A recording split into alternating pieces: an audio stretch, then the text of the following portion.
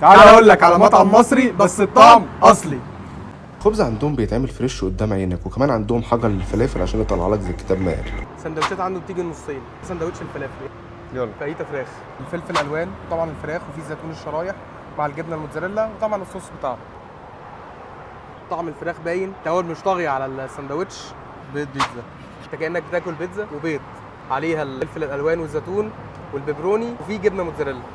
سندوتش شكشوكه بيجي عباره عن قطعتين. صاحب المطعم كان بيراهن ان سندوتش الشكشوكه ده احسن سندوتش ممكن ندوق. استنى كده.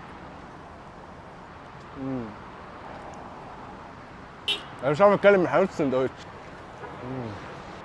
سندوتش الكبده اكتر حاجه بحبها في الكبده ان هي تكون متقطعه صغير كده، لان التتبيله اللي بتحط عليها الفلفل والبصل مع شويه الكركم اللي هم حاطينه ده مديها طعم تاني. لك شويه طحينه على الوش كده عشان تعرف تظبط لك الطعم. سندوتش روبيان. بسم الله الرحمن الرحيم.